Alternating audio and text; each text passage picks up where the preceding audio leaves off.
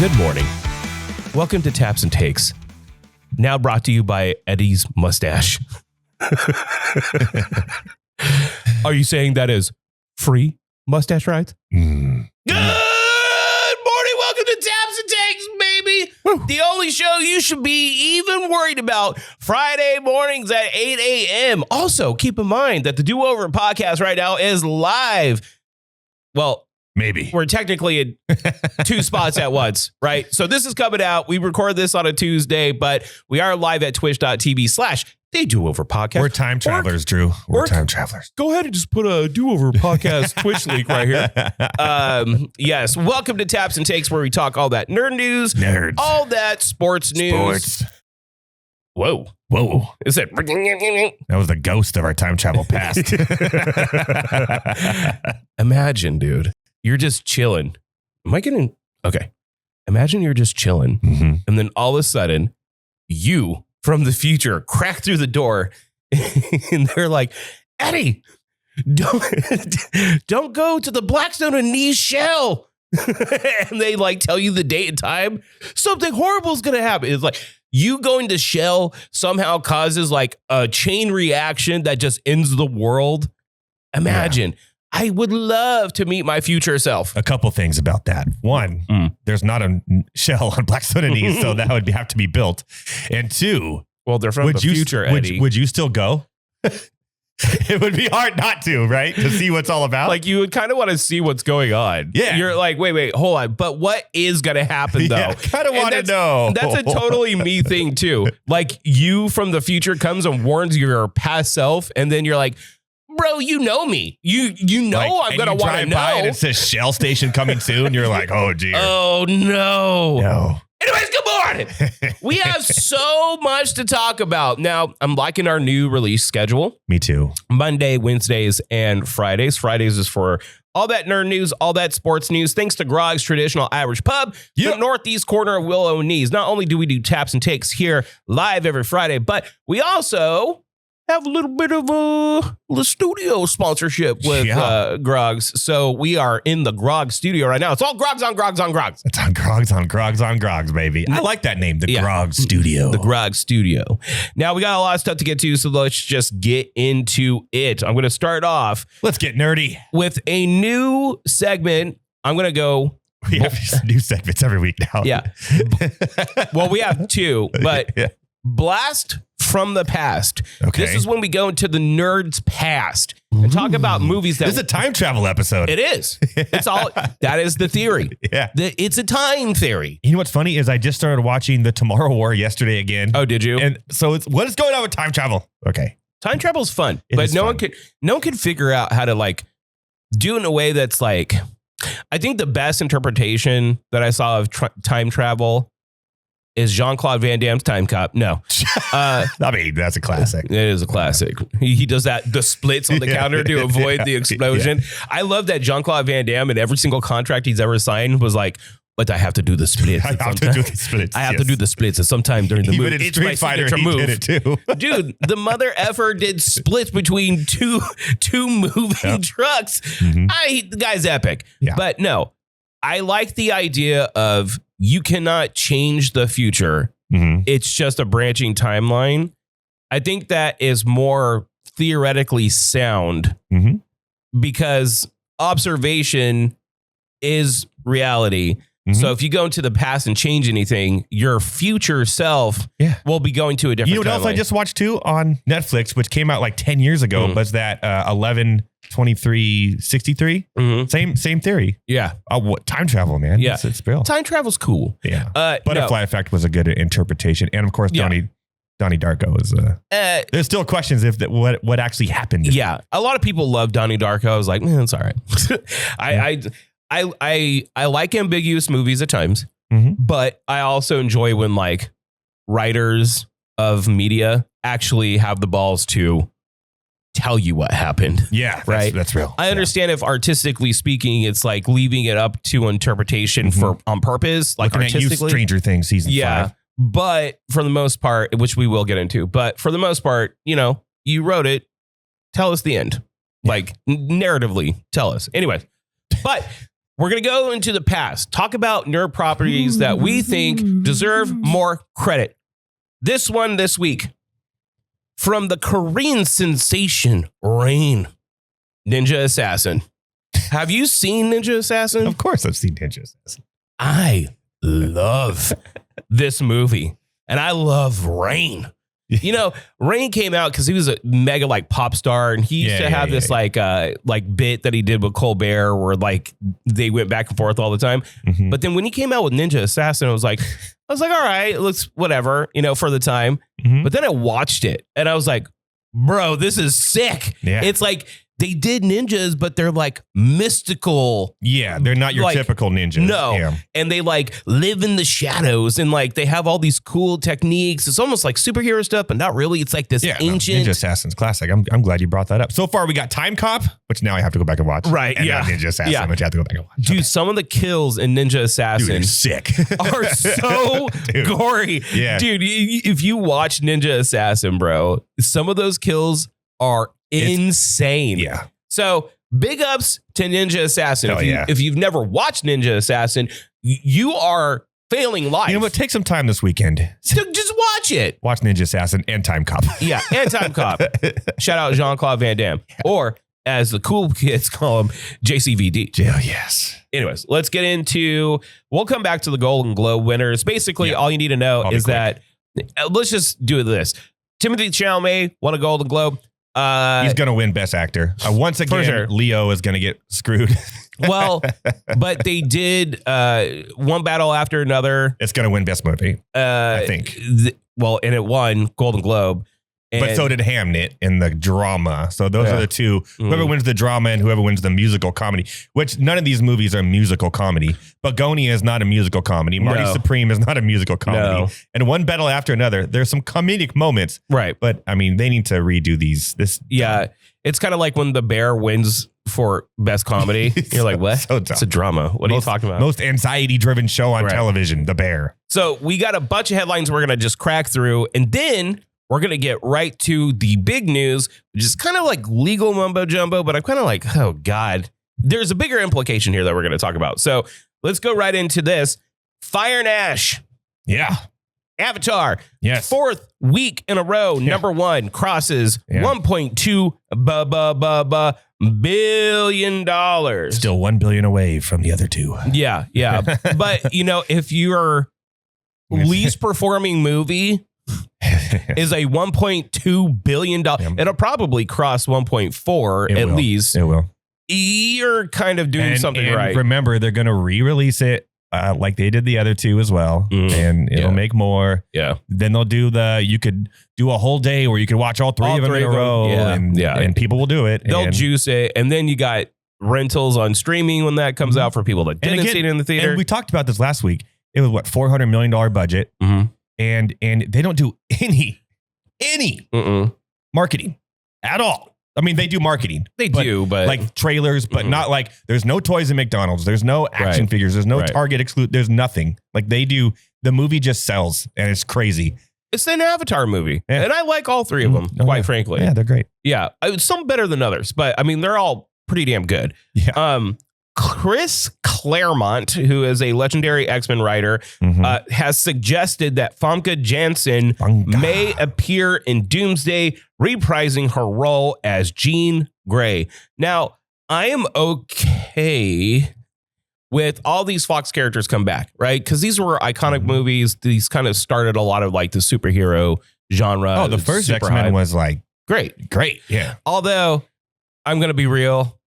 Anna Paquin's a good actress. Rogue is like this bombshell Southern belle. Yeah. And it's weird that they focused a lot on Rogue as a main character. Yeah. And then they focused a lot in the other Fox X-Men. And I think at the same time you had True Blood and it was just kind of. Well, True Blood was a little bit after those movies. Yeah. Okay. But focusing a lot on Mystique in the earlier ones. And then I was like, okay, You know what I mean? So that was back when she was Romaine Stamos. Well, no, I'm talking about Jennifer Lawrence's Mystique in the early X-Men, like when they went back to like Days of Future Past. And stuff like that. The original one was Rebecca Romaine Stamos. Now just Rebecca Romaine. Yeah. We don't Stamos anymore. We don't Stamos anymore, which I feel bad for her because John Stamos is a beautiful man. I know that guy lives in a time machine. Yeah, he is. He is a time bandit. Yeah, and now he's like playing with isn't he like playing drums with the Beach Boys or something? Dude, yeah, he's like homies with the Beach Boys. What the hell? I don't know. I don't get it. What a life. There is a rumor that Sebastian Stan is coming in as Two-Face and Matt Reeves' Batman. I like it. Good casting, in my opinion. Sebastian Stan's an amazing actor. He did you see Pam and Tommy? I did.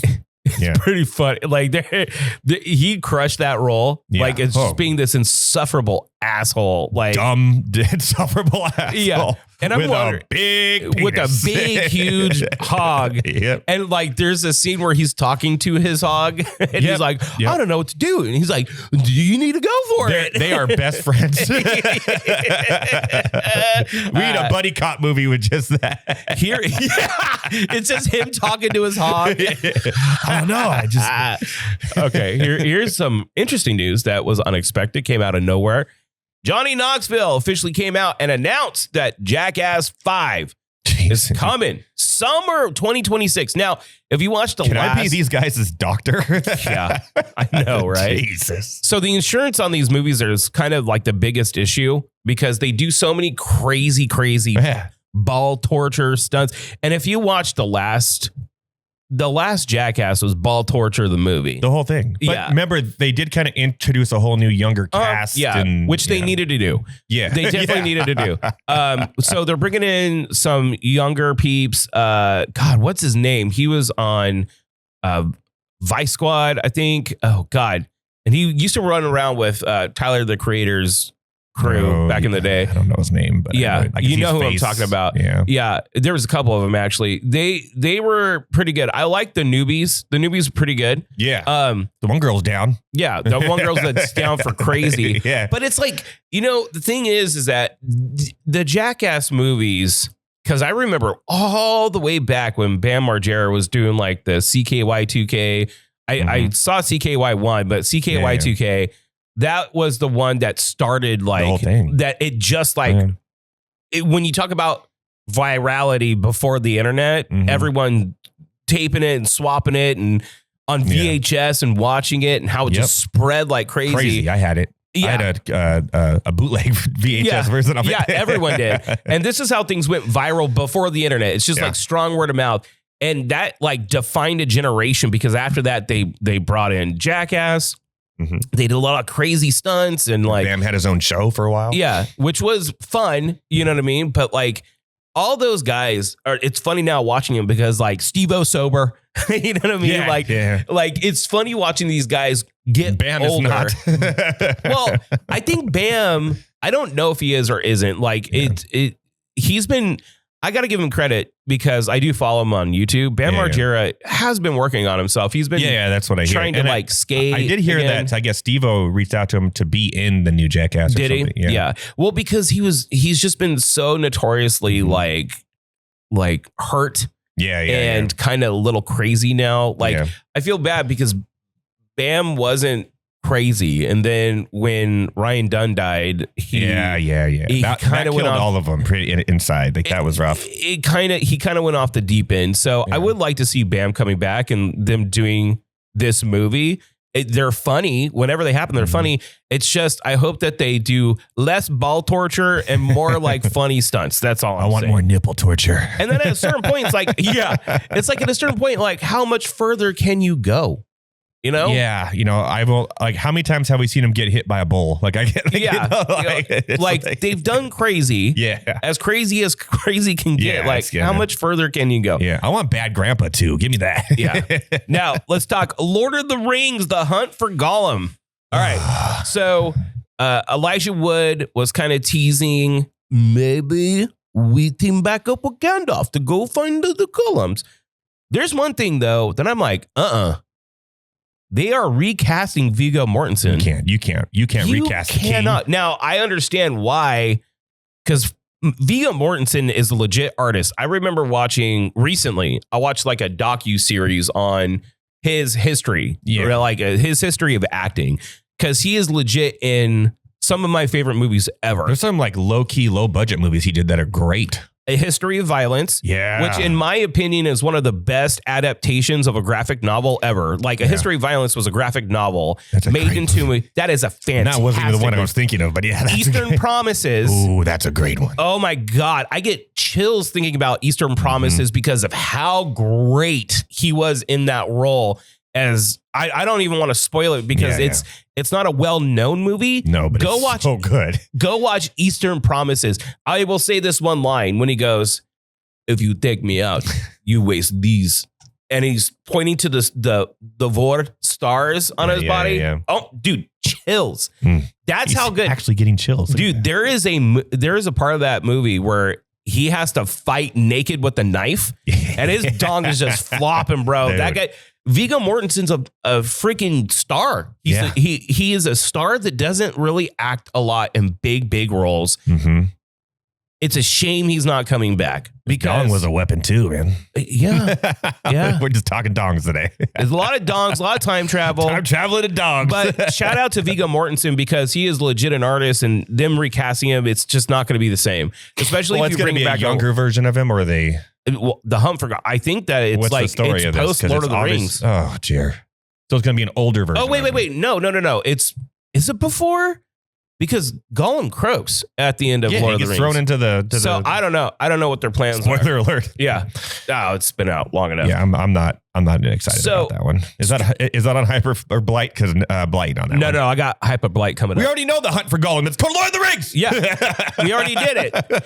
Although, look, there's one thing about I not to go off on a tangent too long on this, but I watched the whole like lore because I'm a lore dump guy. Like I like lore. That's why I think 40K is so cool. I don't play it.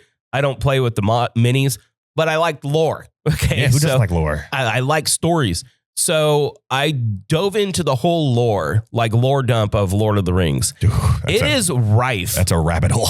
It is, but it is rife for like incredible storytelling. Oh, it's a great world. Yeah. And there's a lot of notes that Tolkien left. Yeah.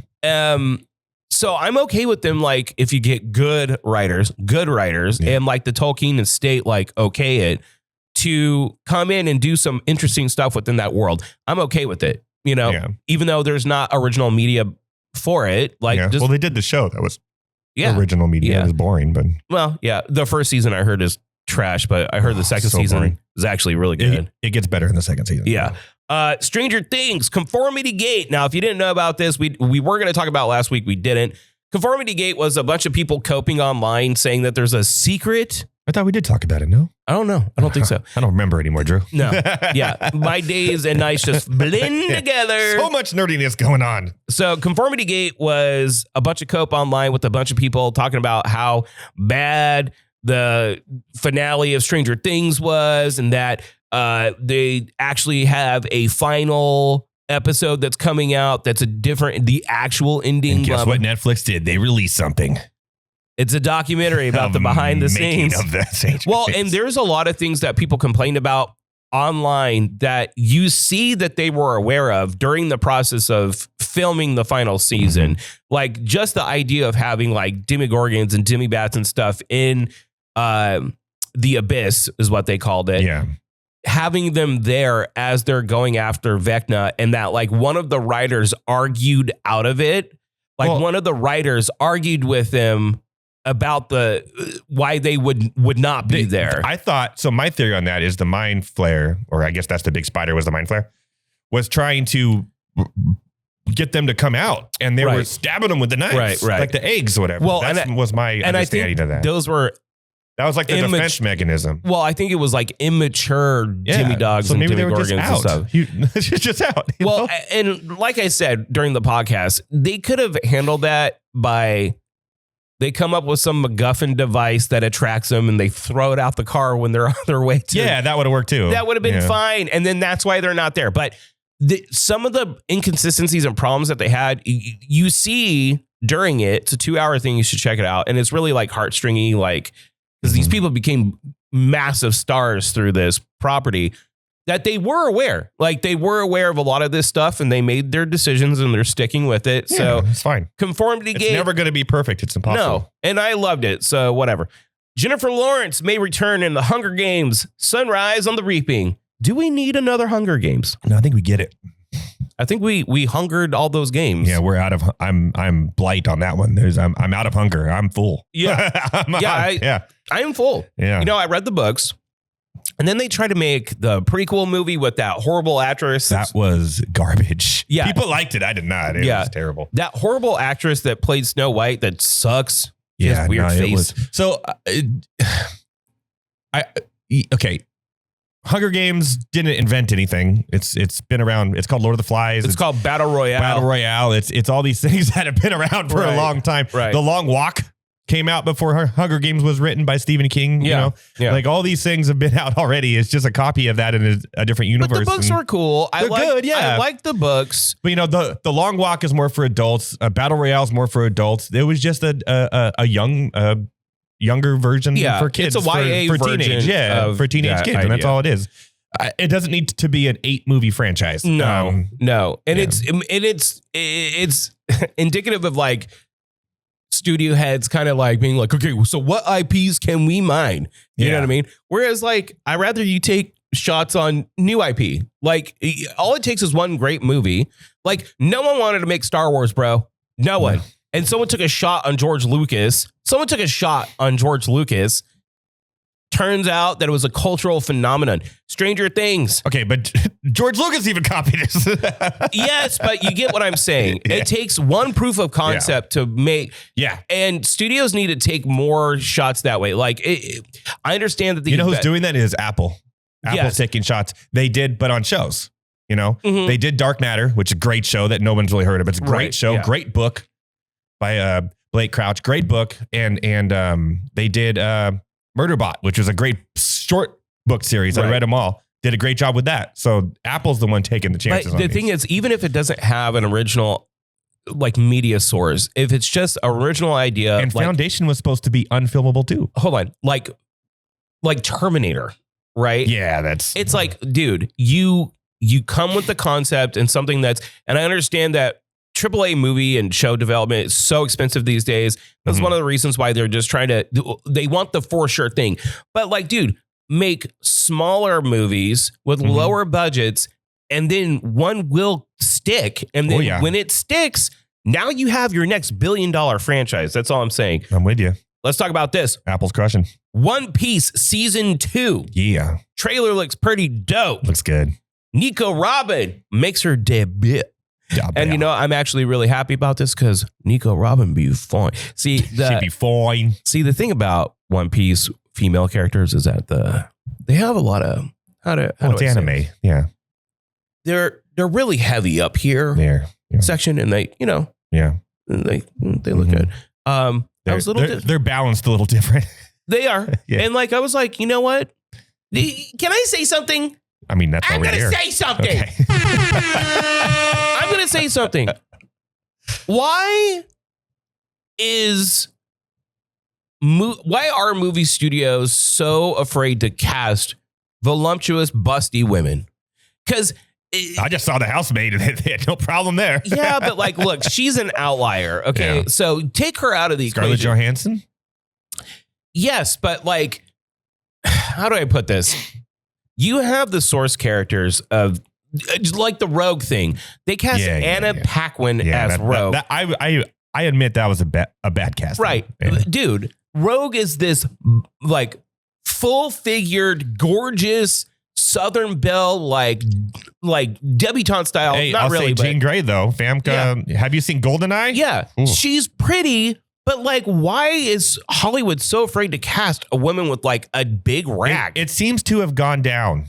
It really has. Yeah, if you think it used to be way bigger, literally. Oh yeah, back in the 90s. Everything. But like, dude, they're so afraid to do it these days. I'm like, bro, your source character has giant boobs. Like, I'm not saying they need to be gigantic, over the top. Like, have someone that like can fill out the top, bro. Like what's wrong with that? Now, I'm not going to be like one of those toxic ass man dudes like on the internet, like, your video game character has your small boobs. You know, I know that there's different body types for all different peoples. That's fine. I'm just saying, let's get some busty actresses out there. Where's Kat Dennings? Where's Kat Dennings? She's one of my favorite women in the world. She hasn't done has she done anything since Thor? I don't know. I love her. Don't you talk shit on her. I'm not. I'm just saying. She married Andrew WK. Oh, that's right. Yeah. Oh, hell yeah. Let's get this party started. No. Don't even. Kat Dennings, where are you? I love you. Probably on another show that's only going to last one season on ABC. She's in a show with Tim Allen right now. It's on like a three seasons in or something. Oh, good. All right. Shout out Tim Allen. Action Comics #1 that was once stolen from Nicolas Cage sells at auction for $15 million. Damn. The legendary first appearance of Superman. Yep. The same copy was once stolen from Nicolas Cage and later recovered. Action Comic. What? We in a movie? Yeah, I know, dude. Like the history of this one comic book, bro. And then Nicolas Cage going on trying to find his comic like that. Yes. Dude, that's Make that movie. Like we could present it. Dude, this is a great idea. Where's my comic? Yeah, where is? You can present it as like a true retelling, but then it like jumps the shark and halfway he pulls through. His Snake Eyes golden guns out. It's like all of his old props from those old movies. Yes. He finds it. I think we have a face-off. Oh my God. Nia DaCosta, who this is kind of silly. Just because I don't know if I want her to do it. She's the one that directed the Marvels, which wasn't as bad as everyone gave it shit for. I never finished it. It's fine. It's just a fine, okay movie. See, the word fine to me is not good. It's a negative. I know, but if it's fine. It's underwhelming because there's a lot of like Disney show stuff that you have had to watch to even know who these characters are. She-Hulk. Not She-Hulk, but WandaVision. Watch WandaVision. Miss Marvel. So did not watch that. To have like context, which I heard Miss Marvel's great. It's not my thing, not made for me. I'm not a fan of the character. But I follow this stuff, so I'm aware of these people. But if you don't, you have no idea or even a reason to care who these people are because they kind of shoehorn in a lot of like show stuff into movies. Yeah, okay. And you kind of need to separate the two a little bit. I don't know how I feel about that sometimes. It's a little much. It's a movie you should be able to jump into a movie and know what's happening and understand. So Nia DaCosta is the one who directed the Marvels. She has expressed interest in developing a live action Invincible film, which I think Invincible would be cool in live action, but I don't know, man. It's so good. Let's not ruin it, please. Here's some good news though, because I love these movies. Julia Roberts says Ocean's 14 script is in and it's great. She said there's a lot of amazing set pieces in it. I love the Ocean's movies. Even the all-girl one? Even Ocean's 8. That one wasn't bad. I love all of these movies. I love heist movies. There's one of my favorite scenes is still when they're done and they all go and they all stand there looking at the fountains at the Bellagio and they all walk away one by one. I think that's one of the coolest film scenes ever. Every time I see those fountains, I just reminded of that. And it's so cool. They've lost Saul, I believe. They lost some people due to death. Is Andy Garcia coming back? I would assume. He's in Landman now. Yeah. He's crushing it. I would assume. But like they've lost some of the cast, but like I love the Ocean's movies. Give me more Oceans. I love heist films. I love them. Oh, heist films are the best. Just give it to me. Yeah. All right. It's that time, Eddie. Are you ready? It's time for Hype or Blight. I feel like I was too nice last time. So you were a bit too nice. So there's a theme on this one. Time travel and dogs. I wish. No. It's live action Disney movies that are remakes of classic cartoons. Are you ready? I'm going to be blighting it up. I do have one that could be really cool if. Wow. And I'll say that with one thing I hate more than anything. Hold on. Okay, so I'm going to give you this one first. Live action Moana. Hype or wait, hold on. I forgot the intro. Okay, so I'm going to give him some properties.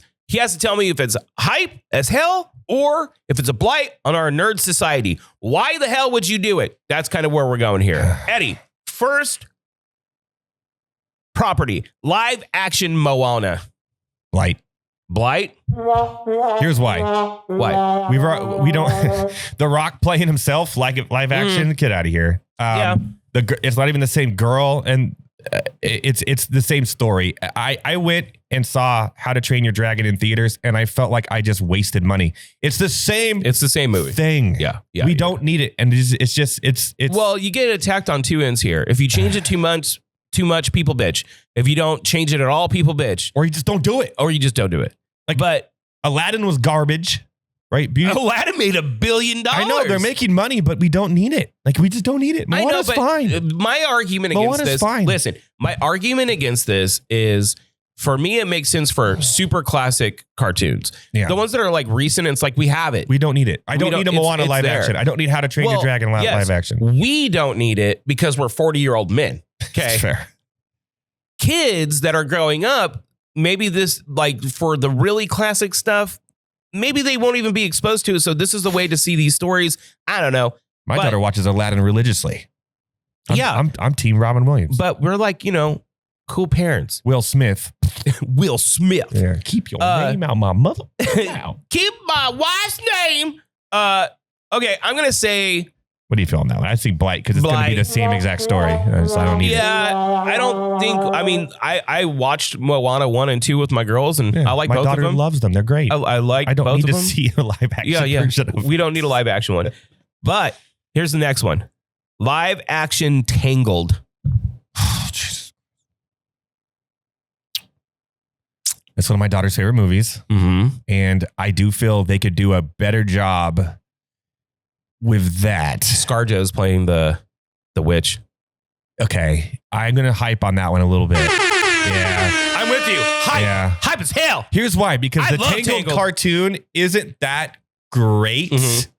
But my daughter loves it, like to one of her favorite characters. And I don't think they've done a good storyline. I think that one will change a lot to make up for a lot of the mistakes they made in the Tangled movie. I love Tangled. Yeah. I love Tangled. And I could see that being good. I watched Tangled with Josh when he was like 3. Yeah. And I was like, this is great.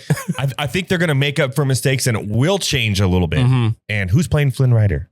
They announced it. I don't have their names in front of me, but they announced Rapunzel. Mm-hmm. They announced Finn. Mm-hmm. So I love the characters. I love the story. I love Finn Rider. He's my favorite. I love it. Yeah. Love it. I'm down for it. Hi. Only because I think they're going to fix a lot of the things the cartoon messed up on. Right. And because Moana is like a perfect movie. You can't, perfect animated movie.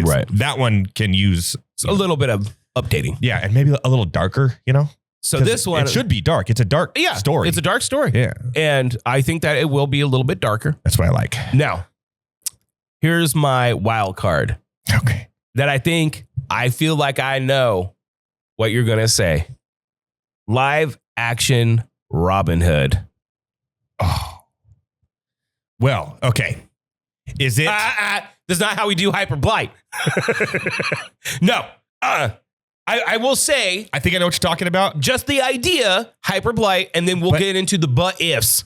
Did you see the trailer for the newest Robin Hood thing? Yeah. Is that what you're talking about? No. Okay, because that looks, I don't know if I'm talking about that. The death of Robin Hood? No. That looks incredible. I'm talking about the cartoon, the Fox cartoon. We've done Robin Hood multiple times with Russell Crowe. Yes. With Kevin Costner. I understand. No. Eddie, no. Don't even start this. Don't even start the technicalities. Okay. I'm talking about the Fox Robin Hood cartoon from back in the day, remaking it live action. And this is real? This is real.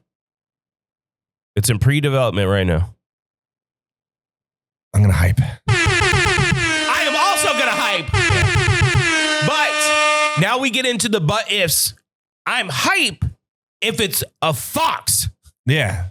It better be a whole cast of animals. That's what you sold me on. But if it's Kevin Costner going back out there.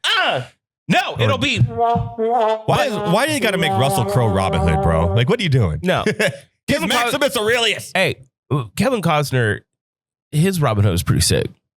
I like that. What was that? Was that the Prince of Thieves or that one? I like that. That one wasn't bad. That movie was pretty good. Yeah. Yeah. And we've done Robin Hood a lot. Hugh Jackman the is story has been done in. Hey, the Death of Robin Hood A24 looks pretty sick. So sick. It looks pretty sick. Like, speaking of Gladiator, that looks like Gladiator and Robin Hood, right? Baby, and I'm like, yes, I'm kind of in. I'm in on that. There you go. There's this week's Hyper Blight. If you have 3 properties, I went 2 hypes. 2 hypes on that. Yeah. If you have 3 properties you want to do a Hyper Blight on, Blight, you go ahead and put it in the comments down below. Maybe we'll do it next week. Go ahead and give us 3 things that are coming up, or just make sure that they're themed. Now, Eddie. Yeah. I'm going to make this quick because it's a lot of legal mumbo jumbo. We're lawyers now. Yeah. But as we know, Paramount is throwing a big, giant bitch fit trying to buy Warner Brothers. Netflix won the bidding war. They're in line to buy Warner Brothers studio, just the studio and its streaming properties, not their cable. They want to do a different kind of package for all their cable networks, their actual HBO streaming and stuff like that, WB, DC, all that. That won't be a part of Netflix? No, Netflix is buying that, but like the Discovery networks, that is going to be packaged as a separate thing. Oh, good. Nobody watches that. Well, the thing is that the big problem is that the valuation from Paramount on those other things is $1 a share. So Paramount wants it all. Okay. Netflix is only buying these things. So the Discovery networks. So they're trying to say, well, we'll take the whole package. The whole thing. Netflix is only buying the studio, the movie properties. That makes more sense. Yes. Okay. So they're saying it's not enough initially because they're trying to do this hostile takeover. Now, they basically released something saying to their shareholders, we don't trust them. We don't trust Paramount and what they're doing. Like Paramount Skydance is not a trustworthy business partner. And we're seeing that with their actions. So now apparently Paramount has filed a lawsuit in Delaware Chancery Court against Warner Brothers Discovery as part of a hostile takeover attempt. The core of the suit is that Warner Brothers board has refused to disclose key financial information about a rival merger deal, making it hard for shareholders to fully evaluate competing offers. The key legal claim: Paramount alleges WB failed to provide detailed financial disclosures about how it was valued the competing offers, especially the Netflix deal versus Paramount's all-cash offer. Paramount wants to compel Warner Brothers to disclose how it's calculated to the value of Global Network's spinoff. That's what I was talking about. Discovery spinoffs. Okay. What risk adjustment were applied when the board rejected Paramount's offer? Without this information, Paramount argues shareholders are unable to make an informed choice between offers. Why this matters. This isn't just about a lawsuit, it's a broader takeover battle. The competing offers on the table, okay, as we know, $108 billion all-cash deal, $30 per share by Paramount. Netflix is $82.7 billion. Paramount insists that its offer is simpler, easier to value, and superior, especially because it includes cable networks like CNN and TBS. While Netflix is focused on TV, film studios, and streaming. Now, what they're going to try to do is a proxy fight. Paramount plans to nominate its own directors to WB's board at the annual shareholders meeting. These new directors would be more likely to seriously consider Paramount's bid over Netflix's. They want to push shareholders. The Paramount wants the shareholders to favor its offer once they get full financial details and bylaw changes. Paramount is proposing rules that would require shareholders' approval before parts of WB can be spun off. I hope. That was a mouthful. Because this is the largest hostile takeover attempt in history. No, in history. And I knew this was going to happen, and I'll explain in a little bit, but go. I hope to Christ they do not pull this off, because the way they're acting makes me not want them to have any ownership over the properties I love at all. But Paramount? Fuck Paramount. How much more Taylor Sheridan shows can they put out? Fuck Paramount. I don't want them to be the finger on the pulse of WB, DC movies. Fuck these guys. Fuck their behavior. That's supposed to cuss true. Sorry. F these guys. F their behavior. Like, let it you lost. You lost. Okay. That's it. You didn't come in correct. Netflix did. They don't trust you. they've tried everything from writing letters saying that they're going to get the Trump administration involved. Like Jesus Christ. Every single, it's like rich little baby bitch boys, right? Like whining their little baby bitch mouths because we didn't get our way. We didn't get our way. Fuck these guys. I hope they don't get it. Now, we're going to end our conversation, but tell me what you were going to say. I'm saying I knew this was coming a long time ago. Yeah. We went from everyone needed cable because everything is in one place to we don't need cable anymore. We're cord cutters to all these different apps. And everyone's complaining about that just to go back to everyone buying each other to have one platform soon again anyway. Cord cutting was great 7 years ago. Now it's cable again. It's going to be. It's going to be. It's going to be. You'll have Apple, Netflix, and Peacock and Paramount will probably make their own to try to rival. And then next thing you know, Apple's buying them both. And then you have two. Yeah. So like it's going to, which is great for my financials. Right. So raise the price of them, but fuck the Ellisons. That's right. Fuck Paramount Skydance. That's right. Fuck them. And this is why I said it's pretty good though. I'll give you that. I'm gonna end on this. This is why I said when we were talking about it last time that everyone was bitching about the Netflix deal. Yeah. And I'm like, that's a mouth breather ass take. Netflix owning it, they have struggled making movies. They would buy a legacy studio and keep it intact. Like more people would keep their job. There's going to be tons of redundancies if Paramount Skydance buy this. So many people are going to lose their fucking job. And quite frankly, I don't trust the motherfuckers to do the job correctly. And Netflix needs something else besides Adam Sandler movies every year, you know? Although I do get a little good chuckle. Oh, they're great. They're fine. They're fine. They're fine. So anyways, there you go. There's our new nerd. There's our nerd news section. Time travel. And we'll be right back. Hi, it's Elliot Cams here. You might know me as Elliot Jams. You might also know me as the coziest boy in Fresno. So cozy. You know why? Because I'm inside Groggs, traditional Irish pub. We had to take off our jackets because it's so cozy. It's warm. I feel like I'm in a bosom. Your bosom. Groggs' bosom. Gentle bosom. The bosoming is happening here at Groggs, traditional Irish pub. So come eat and drink. Out of the bosom of Groggs, traditional Irish pub. And we're back. Big thanks to Groggs Traditional Irish Pub. Always. For letting us do taps and takes. Me and Royce just had it out about the whole Paramount acquisition. And I'm like, Netflix needs to get it. Argument. Anyways, I still believe that. I stand 10 toes on business. You know what else?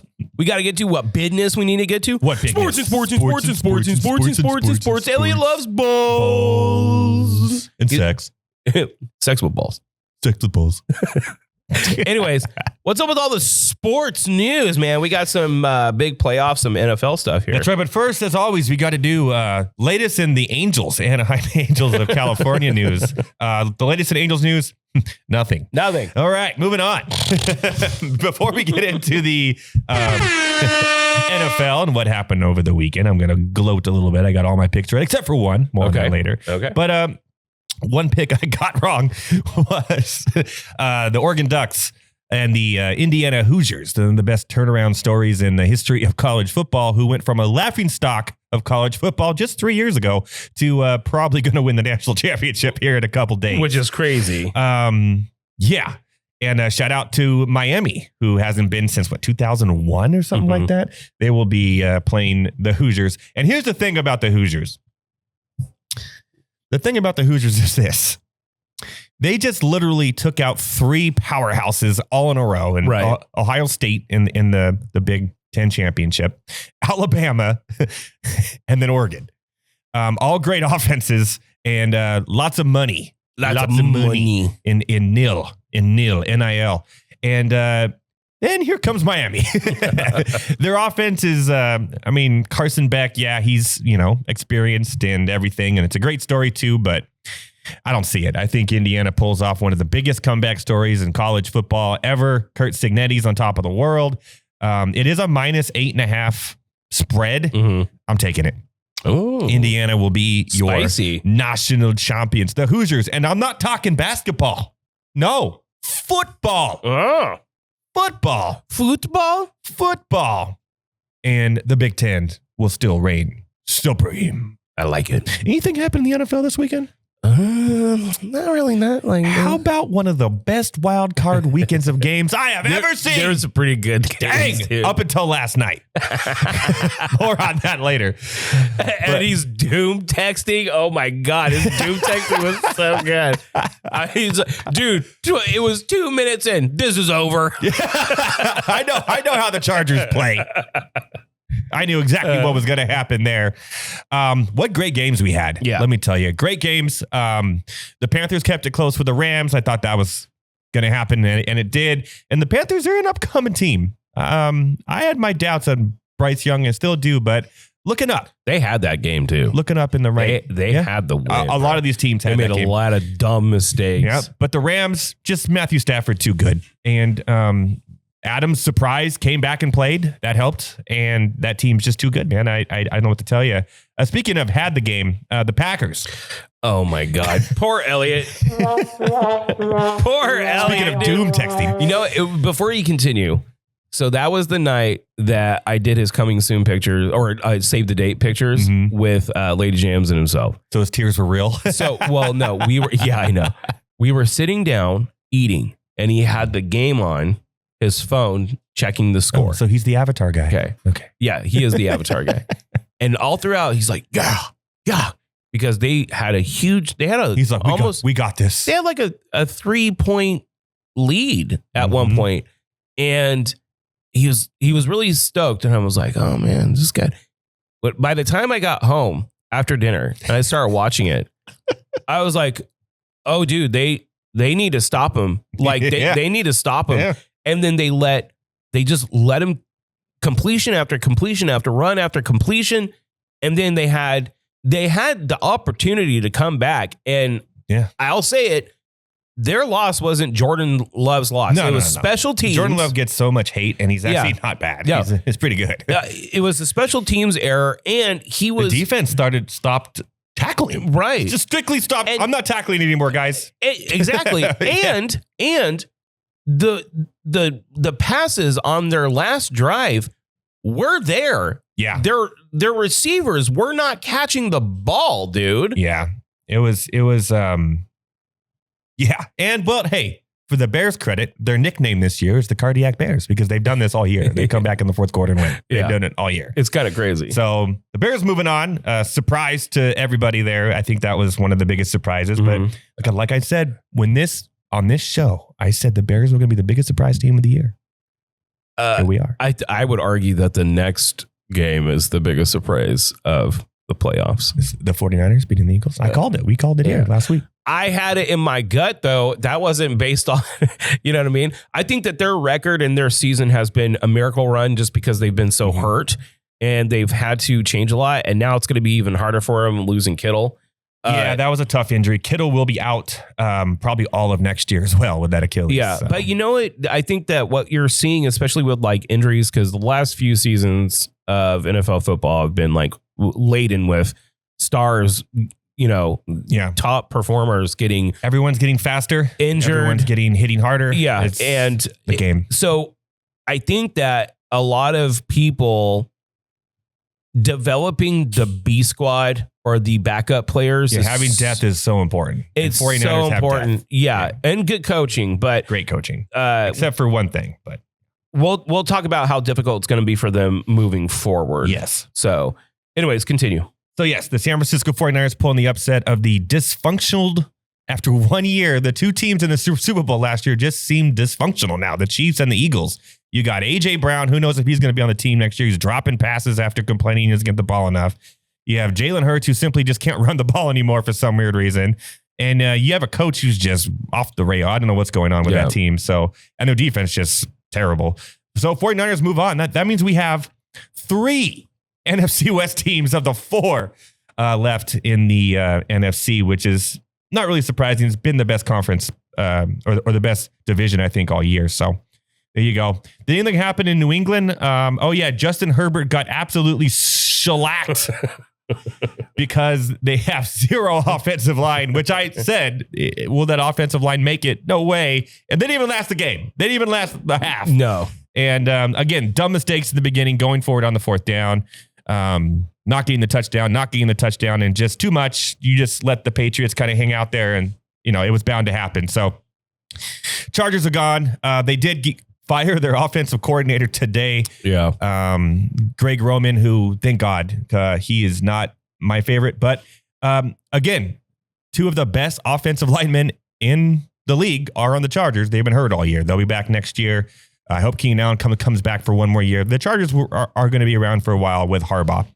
So I'm not worried about that.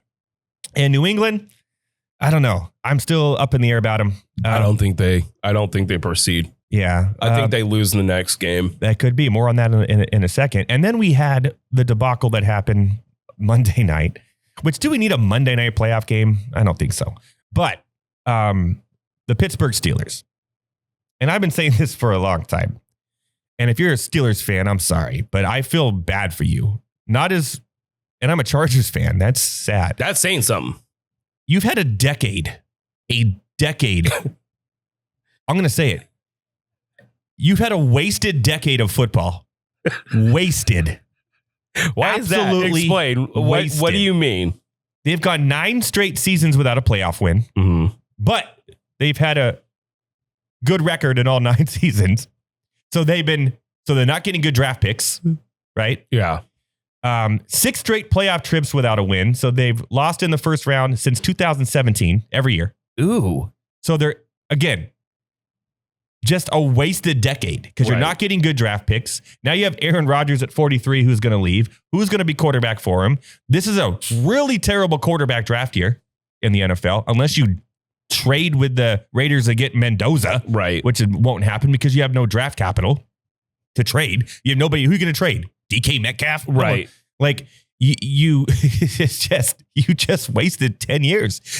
And I hate to say this, they're going to be trash next year, which is good. You need that. You know why? Because the year after that, draft that great draft quarterback year. Because you're going to have Arch Manning. You're going to have a ton of quarterbacks coming out then. Wait, Arch Manning? Is it a nephew? Nephew. Yeah. It's not. It's like okay, because there's 3 brothers, right? Son. Right. Like the Peyton and Eli. And the accountant older brother, it's his son. Okay, yes. Yeah. That's what I thought. The accountant's son. Yeah. Imagine being the nephew of 2 absolute Hall of Famer quarterbacks gaming you up. Oh, dude. Yeah. And he performs well, or he's still up in the air. He's still young though. Yeah. He was a true freshman last year, and then he was a sophomore year this year. So he has 1 more year. He has the talent around him. We'll see how. And he came strong towards the end of the season, but he also is a little bit injury prone because they just have to get him to slide. He likes to Jackson Dart it a little bit sometimes. Get him in trouble. But yeah, the Steelers, just a decade of waste. Like no draft cap. Like it's crazy. And I'm a little nervous that they're going to be just not to the Jets level of trash next year. Right. Because I think the Raiders will be better next year. But the Jets, I think, are just set up to be just a horrid. I mean, they've been a horrid franchise for a long time, but they are set up. Their coach is garbage. They have no quarterback. They're trash. But the Steelers look to be, this could be the end of this one and done in the playoff era, especially with Aaron Rodgers. So should I talk about my picks? Also the Buffalo-Jacksonville game. Great game. I knew Jacksonville was game, but it's Josh Allen's year, baby. A lot of close games, though. Yeah, it was a great wildcard weekend. I loved it. I have a feeling this weekend's going to be just trash. Okay. Buffalo now, because Denver's the 1 seed, they reseed. So Buffalo goes to Denver. That is not what Denver wanted to see at all. They'd rather have Houston or New England, trust me, or Houston. But Denver is a -1 favorite at home. Now it is Mile High. It's going to be cold. Right. What do them Buffalo Bills like playing in? Cold. What does Josh Allen like playing in? Cold. I think Buffalo runs over Bo Nix and the Denver Broncos, who kind of, yes, they got the number 1 seed, but they won a lot of those games close. Right. And they can't keep doing it. That team is young. They're good. They got a good defense, but it's Josh Allen's year. Yeah. I take the +1. I take the money line. Buffalo. San Francisco, Seattle. What do you got here? All right. It's -7.5 Seattle. Listen. That's a big spread. Eduardo, listen. Okay. I'm not using statistics or facts. We know. I'm using my gut. All right, Elliot. All right. I gotta. because it's impossible. But you know what I love more than anything in sports is the underdog, prove them wrong scenarios. And I feel like San Francisco This is the highest spread of the 4 games. Yeah. San Francisco was counted out from like week 2 this season. Okay. And you know what? They're clawing their way through it. They have a great coach. They have good B players. I'm going San Francisco, but it's close. I think they win by 3. Okay. This is a show about time travel. Yeah. I'm going forward in time. Okay. Plus 7.5 San Francisco. In Seattle, the 12th man. Going crazy, right? The Seahawks. That's a Seahawks sound. Whatever the sound they make. I think the game comes down to fourth quarter time management. And we know Shanahan is the worst fourth quarter time management coach. Yeah. Who's still a coach. Right. Yet he's a great coach though, and puts a great team around him. I'm taking San Francisco to cover the 7.5, but they screw up in the last 2 minutes, and somehow Sam Darnold gets him in field goal range. Boom! Seattle wins. I don't like it. At home. I don't like it. Plus, remember, I picked Buffalo and Seattle as my teams in the Super Bowl. I know. So there you go. This game is going to be probably a final of 6-3. Houston at New England. Houston's defense, I mean, you saw it Monday night. They're the number one defense in football. And I told you, did I not say the Steelers against top 10 defenses are torrid? Yeah. Well, it showed. Their defense scored more points than Pittsburgh scored altogether. So that was fun. Plus 3, Houston, New England -3. It's a kind of a trap to me, but I'm doing it. I think Houston wins this game. Really? Drake May's young, second year. He made a lot of mistakes against the Chargers, who have a really good defense, until he finally got the one drive towards the end that made it happen, right? Right. And the Chargers just didn't score any points because their offensive line couldn't do anything. So I think Houston wins this game.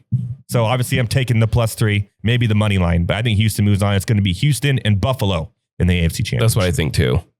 Moving on to the last game, which I think is going to be a stunning one.